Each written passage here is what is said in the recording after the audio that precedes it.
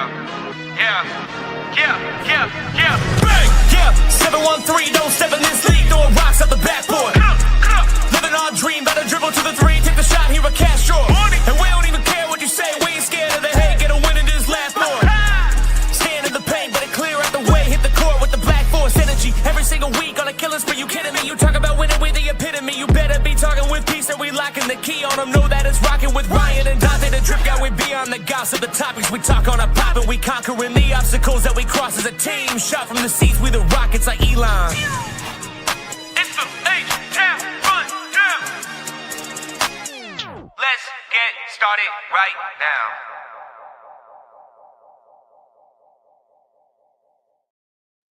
Hey everybody, this is Preston with H-Town Rundown, Houston Rockets basketball podcast, and unfortunately we're flying solo today, so here we are. Hopefully you guys can hear me a little better now. But we chilling, we vibing, and we are ready to go. So last time we were here, actually make sure to follow the H-Town Rundown at the H-Town Rundown on YouTube as well as X, and the Twitter account at the HTRD. Make sure you follow us all around. Follow me at _GAWD as well on X as well as Instagram and TikTok. Now we're back. So we faced the Los Angeles Clippers a few days ago, and we haven't played since then. It's been a little bit of a treat. However, in the game against the Clippers, not too bad. Not too bad. This was a close game. Thank you, Amen Thompson, by the way, for a quick little tip in. We ended up winning this game 115-113. Thankfully to Amen Thompson's athleticism, a way to get that rebound, much needed rebound from our guys. And it was more or less a bit of a slow night all around. Not great shooting percentages when we look at the box score here. KD 36, looking at Şengün went 9-22. Everybody else, 43, 40, 44, acceptable. I'm going back to look at the 3-point percentage, right? We were taking good looks. Nobody forcing too much, nothing too crazy, just not hitting on the attempts we wanted. We only made 12 threes this game, right? However, we kept the 3-point attempts close. That was what we like to see, was the Clippers 38 to our 34. That's pretty huge, especially for a team that doesn't take very many threes in the Houston Rockets. Very important to keep those 3-point attempts fairly close. We did better than normal in the free throw rate, though, as compared to for the Houston Rockets. Gosh, can't ever shoot these free throws. We hit 17 out of 21, right? Huge. And again, Amen Thompson and one. Thank you, Chris Dunn. Huge points here. And then looking at it all around, right? I want to talk about Amen Thompson for a little bit longer. 29-8. That is steal. Huge play at the end of the game. Şengün missed the shot, little layup, missed it, and then come flying out of nowhere, got the little tip in, and one foul, right? But back to Amen Thompson. He went 8 of 9 from the field, inside the 2-point range. Threes, he didn't make a single three, so 8 of 12 overall, but we're not even worried about that. Went 4 of 4 from the free throw line, and that's where he's making it up. We talk about great players and things that they need to do to be better, to be great. And hitting these free throws are the things that you absolutely need to do. So thank you, Amen Thompson. Again, KD as well, being great, hitting free throws. Jabari hitting free throws. Şengün, 67% from free throw line. He went 4-6. He missed 2. Cool. Not too worried about that. But let's look at our defensive bits here. We were clamping the Clippers, right? We held James Harden 7 of 18 for 39%. Kawhi 9 of 22 for 41% from the field. They combined went 7 of 20 from 3-point range. I mean, that's like 34% from 3. Not great. They hit their free throws. Cool, whatever. But, I mean, defensively, wow. And then we go over to the turnover ratio here, right? Kawhi had 1 turnover. Yeah, he had 3 fouls, though. That's what we're looking like, right? That's what we like to see. Chris Dunn had 3 turnovers. The ball pressure by Amen Thompson. Şengün, quick feet, right? And we're also looking at our boy, Josh. I mean, great defensively out there. A lot better than Chris Dunn, if we will be honest. And then James Harden, 4 turnovers. He averages 4 turnovers for the season. Expected, he's their main ball handler, but 4 turnovers nonetheless. And then you're looking at these ancillary pieces, right? These ancillary turnovers, too, from Nicholas Batum and then Mr. Sanders, right? Huge here. Surprisingly enough, Brook Lopez, we took advantage of that right? When he was out there, minus 11. Looking at the Clippers bench as well, minus 12 for Sanders. Looking at Nicholas Batum, minus 8 in those times, right? Yikes, yikes, yikes, yikes. You're able to take advantage, especially from that end. But other than it being a nice kind of grinded out win, not too much to look at other than the overall stats, right? Jabari double double, Şengün double double, Amen near triple double, Şengün 4 steals as well. Wow. And then Reed Shepherd, solid 10 points. Steven Adams, and not too much to talk about there except just 2 steals. We love to see our big men getting steals. And Aaron Holiday, it's the holiday season. It's almost Christmas, so he drops a nice little 13, right? Other than that, not too much to take away from. Let me know down below about your thoughts on this Clippers game, right? They're getting ready to blow it up, it looks like. Not too much to say other than they might fizz out, right?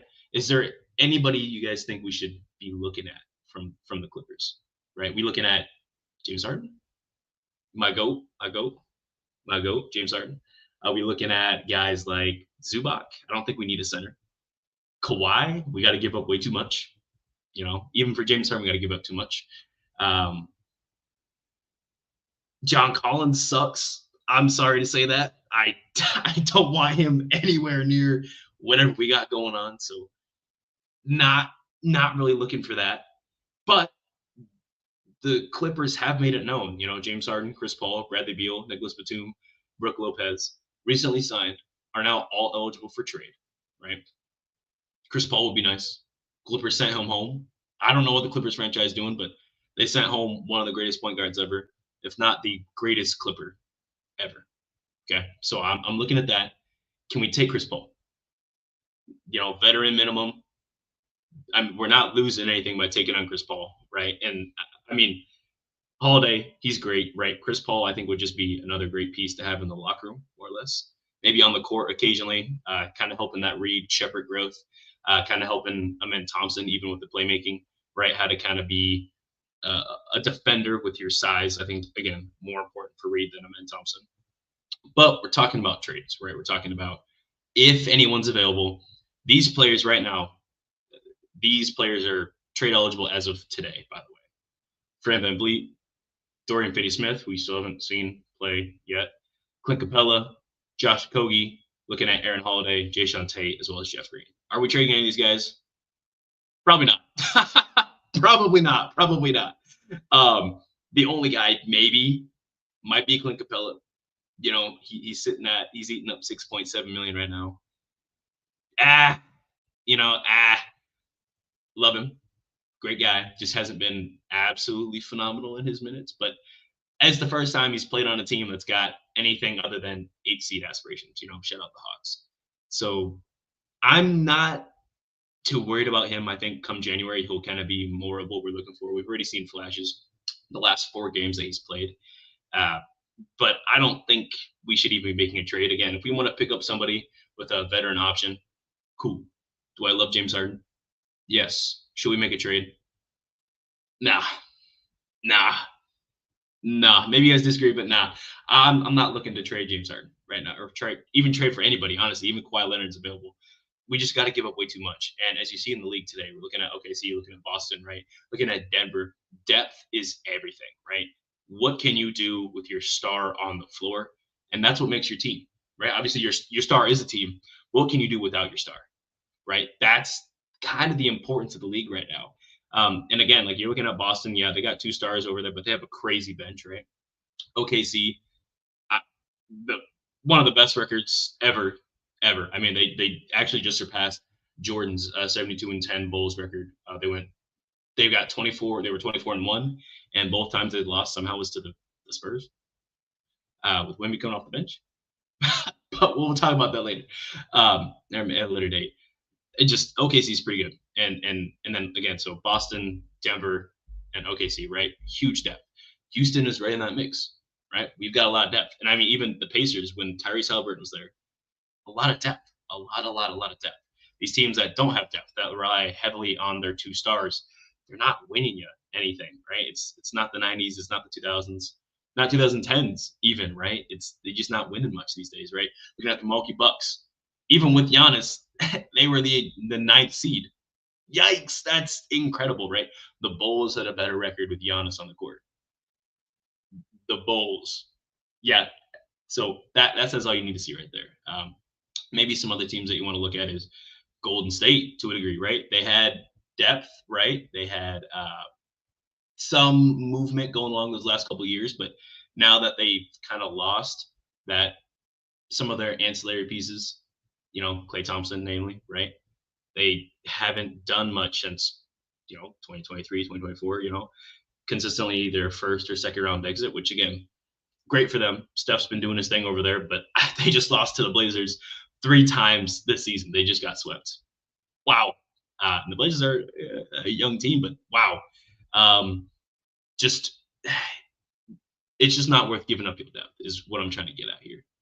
Can't trade depth for one piece that's only going to be there, maybe 80, I want to say 80, 60% of the season is not worth it, right? And are they even going to be healthy for the regular season is what it comes down to.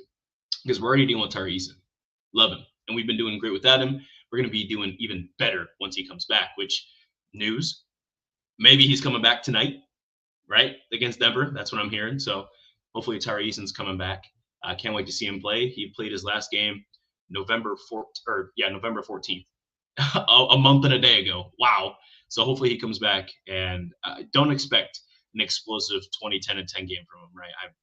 He's going to come back. I really hope they have him on a minutes restriction. You cannot mess up an injury like his. He had that quad. We need to make sure and pay attention to this. So he's good to go for the playoffs. I'd rather him play 30 games this season and be ready to go for the playoffs. We can have full Motor City Tari, I want to see Peso Tari in full action, full energy, full strength going to the playoffs, rather than use him a lot now, get us maybe 2 or 3 extra wins, and we can't use him in the playoffs, right? This whole KD trade is about going to the finals, making it out of the first round for the first time in a few years. So we want to make sure that all of our guys are healthy and ready to go and ready to come into play. So I want that to be fresh in everyone's mind once Tari Eason comes back. But yeah, I'm excited to see him play. He started out first couple games not so great, and then after the third game of the season, he was on a tear, doing his thing, got injured. Haven't seen him since then. So hopefully he comes back and he's gonna do. I believe in Tari. He's great, especially when he's on the court. Him and Amen Thompson. I mean, wow. And look at it. Houston, the Rockets are the 3rd seed, right? We're 16-6 right now, and we haven't been healthy all season, right? Still missing Fred VanVleet, right? Tari Eason's been in and out of the lineup. Haven't even seen Dorian Finney-Smith. This team, and we've missed KD for a couple games, right? We missed Şengün a couple games, right? This could be one of the best teams going forward. Hopefully, maybe once everyone comes back. But more or less, I would like to see. Who would you like to see, right? You guys ready to see Dorian Finney-Smith in that 3-point shooting that he comes back with, or are you trying to see how Fred VanVleet comes back into the lineup, starting lineup, the bench? I don't know what he comes back to. I mean, he's currently eating up $25 million with an implied no trade clause. So, and we know he may not trade his best friend. So, we'll see what happens with all that. But I'm just looking at it, and I'm not seeing a way we make this trade for anybody, right? And when the Clippers do decide to blow it up, because they're saying that, we don't have anybody yet. There's no right price for James Harden or Kawhi. They're ready to go, right? Everyone's asking about them. They just haven't found the right price yet, and the price is going to keep getting lower and lower until it reaches a certain point. Once it gets to that certain point, they're going to give it away, right? The Bucks are looking to make a trade. Kawhi's probably going to go there, if anything. James Harden, probably a Timberwolf, right? James Harden's out tonight against the Wolves, and Rudy Gobert is out tonight as well. So that's probably going to be the big piece right there, pairing James Harden up with Anthony Edwards and moving to Minnesota, which is just right up north of Iowa. Shout out me. And I think that's going to be a good pair, but how does that shake up the league, right? How does James Harden going to the Minnesota Timberwolves affect the league? They get a huge playmaker, right? A guy that can literally do it all, right? Steals, playmaking, scoring, 3-point shooting. one of the greatest to ever do it, right? Third greatest shooting guard of all time, greatest combo guard of all time. Next, Anthony Edwards kind of takes all of the pressure off of Edwards, and he's going to play with more space than he's probably ever had in his career. But defensively, again, you're trading away Rudy Gobert, and you have Julius Randle to back you up. and what, you're going to start Nas at that point? Again, Nas is great. I think he's the best, still the best. Let me take it back. Second best. Shout out Steven Adams. Second best backup big in the league. You can't start him, right? Not consistently anyway, right? Because then you lose that depth. And that's what we just talked about is depth, right? You're trading for James Harden. You're going to lose depth. If anything, I think that this might be a hot take. I'm saying it out loud. I'm thinking about it. The Wolves might get worse with James Harden. Not that they are worse off on paper, but you need defense, right? And I love James Harden. Don't get me wrong, man. I love me some James Harden. But wow. I don't know. I'm not really looking forward to shaking up the league in a way that's going to mess up or maybe even shake up the league in a bad way, right? My bad, I got distracted. But I don't want there to be this issue where James Harden goes to the Wolves, and then now we got to face James Harden in the playoffs, right? I mean, he want to say he's a choker, say he want to say this, say he want to say that about him, but he do his thing, right? We'll see what happens. I'd like to maybe send him home. That kind of be funny, right? Left my franchise, left our franchise, and then you're going to play against us in the playoffs, right? I like to send James Harden packing. I also want him to get a ring, right? So how about you just come here, come play on a vet minimum, and we'll win easily, right? That'd be the best of both worlds right there. Play alongside KD, that'd be great. But James Harden ain't gonna do that. He's probably a Wolf, and that's gonna affect the league. Clippers, I just need you guys to do whatever you can to not give OKC the number 1 pick. That's it. Just don't give them the number 1 pick at all costs, right? You give them the top 10. Just knock on wood, please do not give them the number 1 pick. OKC already got way too much going on right now, right? I don't need to see any of that. We done with that. So yes, AK, I see you. I did send you that, so we should be straight. But yeah, no, I'm not seeing it in that same light, right? But coming back to the Rockets, right? Let's bring it back in. I'm not looking forward to what that means for us. I know I'm repeating myself here, but like I'm still not looking too forward to what that means for us, right? Defensively, yikes. Clippers taken out of it, which is like, again, that's great. That's one less team. But again, that offensive power to the Wolves is just that's going to be insane. And then as for Kawhi, like I said, he's probably going to the Bucks. That's where I put my money on it. I don't know. I don't think Jordan Poole is going to be. I think Jordan Poole might be a Clipper, right? I got a feeling the franchise the Pelicans have made it clear that they are going to trade Jordan Poole, right? Regardless of how he's played, he's probably going away. I think he's a Clipper. I see it. It makes sense. But that's probably where it ends, right about there. So, 1 second, folks. We're going to take a little break, and we will come back in just a few minutes. All right.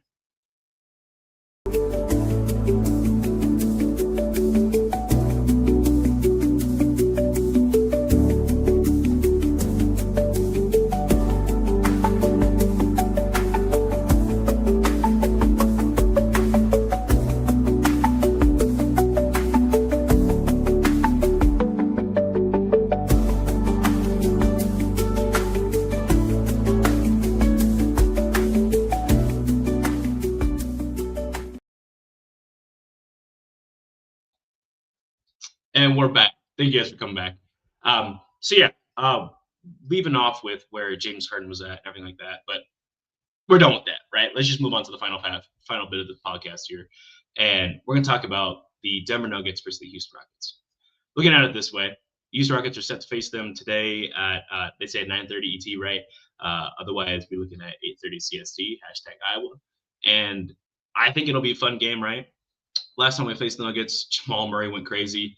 And we've lost them actually 3 straight times, right? Going back to last year and March back-to-back in April. So March, April, and then we just lost them November 21st. It's going to be an interesting game, right? It looks like everybody is raring to go for the Nuggets for the most part. Huge thing last time was the fact that Aaron Gordon, he got injured, and then Peyton Watson took over. He had some other bench pieces just absolutely take over, right? We got out rebounded. They shot better from the field than us. So the big three things for us is just going to be the same thing as usual, right?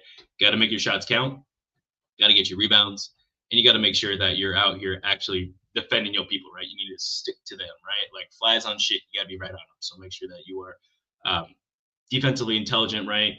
You want to be a defensive playmaker in this game. And hopefully, again, this would be a really great game for Tari to come in and kind of muck it up, right? Since we haven't seen him for a while, he's probably not going to be very high on their scouting report. So I could imagine him getting some good steals for us, depending on how many minutes he plays. I probably got him about 16, less than 20 is what I imagine he's playing. But I think around that 16 mark is my assumption there. But yeah, Tari Eason's going to be a huge factor. We're also looking at Amen Thompson, what he's going to do. I mean, as long as we can keep it so that way, Şengün is less on the perimeter, right? Not that he's been bad per se, but I want to make sure that we have our best available person out there on the perimeter, right? And not play this switch everything defense, right? I want Amen Thompson to kind of, be that aggressive defender and maybe let Şengün just take care of most of these playmaking duties today, right? We saw Şengün and Jokic battle last time, and that was fun and electric. Obviously, I want that, right? I'm all for whatever sells, right? We know Şengün and Jokic, that sells tickets, that sells jerseys, that brings in a lot of money, but that's not what it's about, right? It's about getting the win. And beating the Nuggets, especially right now, is absolutely huge for us, right? We're currently the third seed, they're the fourth seed. This puts more separation between us, right? I don't want to go 16-7. I want to be 17-6. So let's make sure we get this win here. How much are we winning by? Great question. I think this game is going to come down to, looking at the last couple games here, right? Last time was 112, 109, then 126, 111, 116, 111, right? Looks like we're sitting around that 110-ish mark. Tari coming back. I imagine we're probably going to be sitting about that, right? Probably 114, but we have to hold this high power offense low, right? If they're scoring 120, we're probably losing. So I got Houston winning, right? I'm a Houston Rocket guy. Some propaganda for us. Shout out to AK. But yeah, I'd say probably 114 to 109. All right, 5-point win, very close, wire to wire. But yeah, make sure we're being defensively smart, right? Sticking to our dude, making our shots at the end of the day, right? I'm talking about those little bunnies, Şengün. You can make them. I know you can. So as long as we're making them, we'll be completely fine. And then, yeah, make sure we get those damn rebounds. If we're running double big out there, we need to make sure we're getting those rebounds, right? That's what it comes down to. So this has been the H-Town Rundown, Houston Rockets Basketball Podcast. I know it's a little short today, so thank you for bearing with me. But yeah, this has been the podcast. Make sure to follow us at the HTRD on X, as well as at the H-Town Rundown on TikTok, as well as YouTube. Make sure you go like and subscribe. Hit the little bell so you can make sure to join us, like everybody else up here. Appreciate all of you joining us. And then go to the website as well, the htownrundown.org. Check us out there. You can see everything we got. And then you can follow me at @GAWD on X, as well as Instagram and YouTube, as well as TikTok, man. Check it all out. Thank you guys for watching, guys, for listening, and we will see you guys next time. Have a good time.